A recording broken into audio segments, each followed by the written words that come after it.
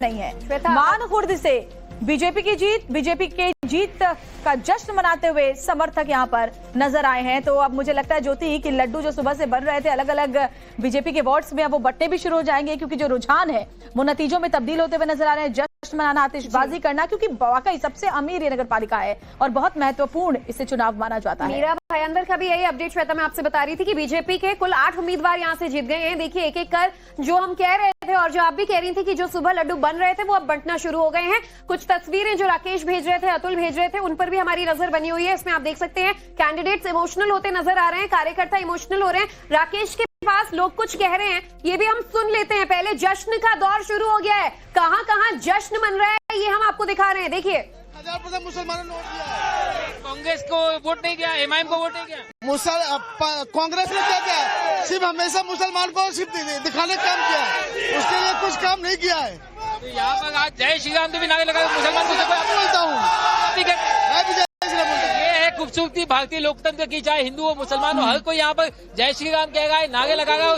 यहाँ पे जो मुस्लिम लोग हैं वो भी ये कह रहे हैं कि बीजेपी को भी उन्होंने वोट दिया और यही वजह की यहाँ पे जीत की तस्वीर जो यहाँ पर दिखाई दे रही है। इमोशनल होते हुए लोग नजर आ रहे हैं, एक दूसरे को गले लगाते हुए लोग नजर आ रहे हैं। और देखिए आंखों में आंसू, क्योंकि जबरदस्त मेहनत इन्होंने चुनाव से पहले की और आखिरकार जब नतीजे अपने हक में आते हैं तो इस तरह से इमोशनल होना लाजमी है। फटाफट से अतुल का भी रुख कर लेते हैं। अतुल के पास भी कुछ लोग और कुछ अपडेट्स नजर आ रहे हैं। अतुल बताएं।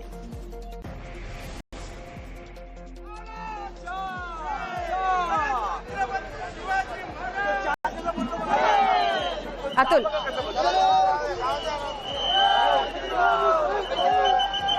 सुन पा रहे आप मुझे? जी देखिए, यहाँ की पहले मैं तस्वीर दिखा दूं आपको। थोड़ी सी जो है पुलिस यहाँ पर पहुंच गई है और जो है यहाँ पर 2 कैंडिडेट के जो समर्थक है वो आमने सामने आ गए हैं। उद्धव गुट की जो यहाँ पर कैंडिडेट है मनीषा पांचाल, उनके समर्थक यहाँ पर खड़े हैं, इनकी तरफ से नारेबाजी हो रही है। तो दूसरी तरफ से जो ममता यादव है बीजेपी के, वो यहाँ पर कैंडिडेट्स की जो समर्थक है वो सामने आ गए हैं। बीच में देखिए पुलिस को बीच बचाव करने की कोशिश करनी पड़ी, क्योंकि लगातार दोनों तरफ से नारेबाजी हो रही है। अभी जो खबरें आ रही हैं उसमें ममता यादव जो वार्ड नंबर 72 है अंधेरी ईस्ट का, जहाँ पर मौजूद है, बहुत ही कांटे की टक्कर चल रही थी। 100-200 सीटों वोटों से केवल अंतर दिख रहा था। फिलहाल ममता जो है यादव बीजेपी की लीड कर रही है दिखाई दे रही हैं, लेकिन यहाँ पर जो दोनों साइड के समर्थक हैं वो नारेबाजी करना शुरू कर दिए हैं।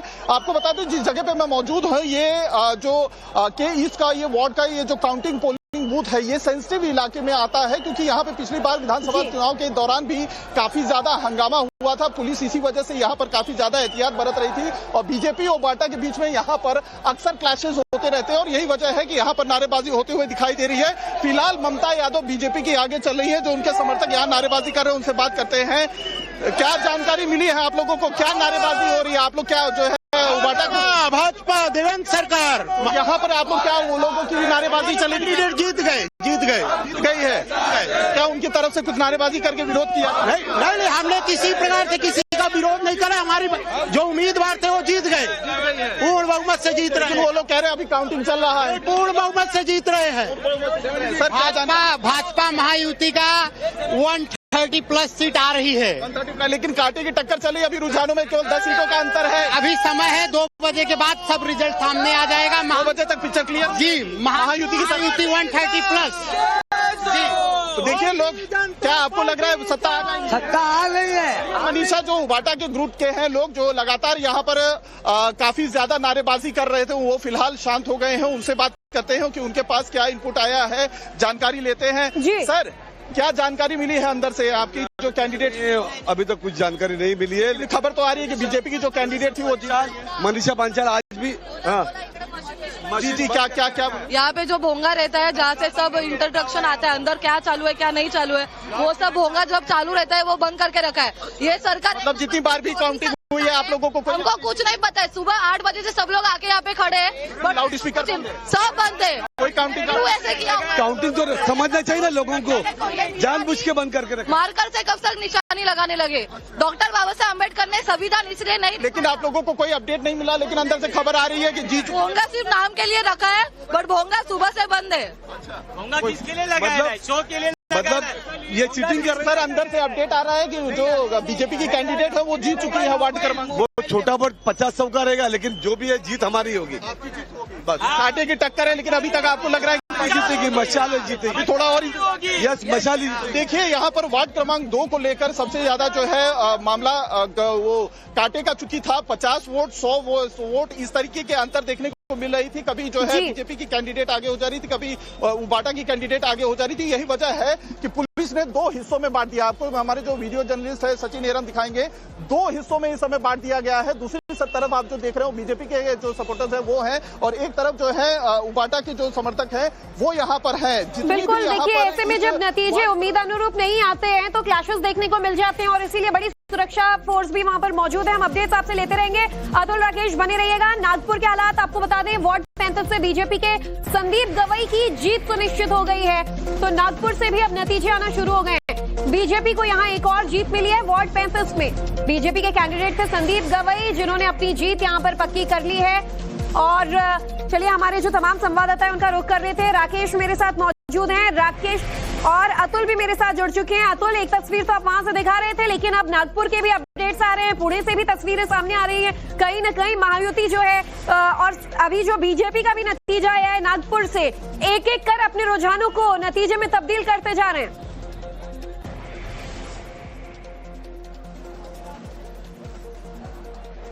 अतुल, मुझे सुन पा रहे हैं आप?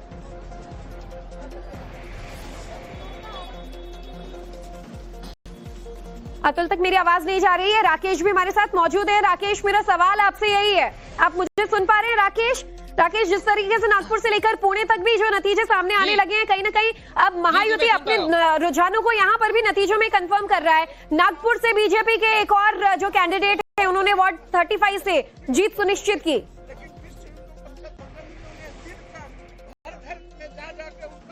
जी बिल्कुल, नागपुर जो है वो बीजेपी का गढ़ रहा है, आरएसएस का गढ़ रहा है, और वहाँ पे भी उनकी जो जीत है वो जो उन्होंने सुनिश्चित की, इसमें कोई दो राय नहीं थी। देखिए, एक और यहाँ पर जैसे कार्यकर्ता है वो यहाँ पर जुट गए, लेकिन यहाँ पर खास बात है कि जो एक पूरा नेगेटिव था मुसलमानों को लेकर के, तो मेरे साथ यहाँ पे देखिए, आपका पूरा नाम बताइए सर। मेरा पूरा नाम सलमान अजीज खान है। सलमान भाई, ये बताइए, लगातार कह रहे थे कि बीजेपी को मुस्लिम वोट नहीं देंगे, लेकिन आपके यहाँ तो बीजेपी के कैंडिडेट जीत गए। लोगों का जो सोच थी ना वो मुकर गई। और पहली बात तो मोदी जी के बारे में मुसलमानों ने सोचना चालू कर दिया, विकास के साथ मुसलमान रहना चालू कर दिए। लेकिन उद्धव ठाकरे लगातार बोले कि उन्होंने तो बंद कर दिया, लाउड स्पीकर बंद कर दिया, उनको वोट मत दो। एमआईएम भी ये कह रही थी कि मुसलमान को बचाओ, हिजाब बचाओ। एमआईएम का मैं बीच से नहीं कर रहा, एमआईएम का ठीक है, अपने मुसलमानों ने मोदी जी का पूरा साथ दिया है, और अभी रिजल्ट भी आ रहा है।